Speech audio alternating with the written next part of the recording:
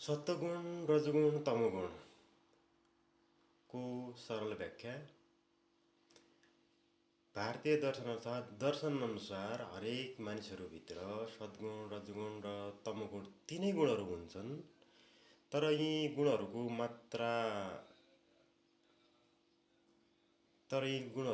मात्रा सबैमा समान हुँदैन। जुन गुण बढी हुन्छ त्यसैले व्यक्तिको स्वभाव, रुचि र जीवनशैलीलाई प्रभाव पार्छ। एकमा सत्वगुण भएका मानिसहरू पढ्न, लेख्न र ज्ञान हासिल गर्न रुचि राख्छन्। शान्त, विवेकशील र विवेकी हुन्छन्। कला, साहित्य, सङ्गीत र आध्यात्मिक विषयमा चासो राख्छन्। शक्ति, पद, प्रतिष्ठाको पछि दौडिँदैनन्। जीवनको गहिरो अर्थ खोज्न चाहन्छन्। यस्ता मानिसहरूलाई अरूसँग प्रतिस्पर्धा गर्नुभन्दा आफ्नो बाटोमा अघि बढ्न मन पर्छ। रजोगुण भएका मानिसहरू ऊर्जावान, महत्त्वाकांक्षी र कर्मशील हुन्छन्। ठुलो सपना देख्छन् र पुरा गर्न मेहनत गर्छन्। नेतृत्व गर्न रुचाउँछन्। व्यापार, राजनीति, सेना, शिक्षा र उद्यममा सफल हुन सक्छन्।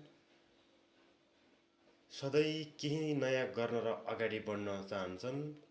तमोगुण भएका मानिसहरू अल्छी, निष्क्रिय, सुस्त हुन सक्छन्। धेरै खाने, धेरै सुत्ने र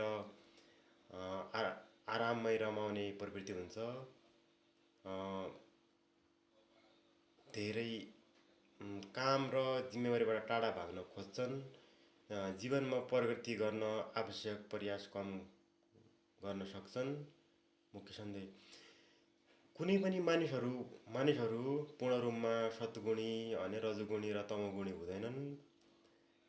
सबैमा तीनटै गुणहरू हुन्छन्। तर जीवनमा सफलता, सन्तुष्टि र शान्ति पाउन आफ्नो स्वभाव र रुचि चिन्न आवश्यक हुन्छ।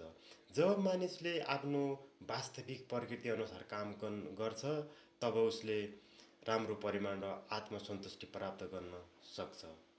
सरल भाषामा भन्नुपर्दा सत्वगुण ज्ञान र शक्ति, ज्ञान, शान्ति, अनि रजोगुण कर्म र महत्त्वाकांक्षी, तमोगुण आलस्य र निष्क्रियता।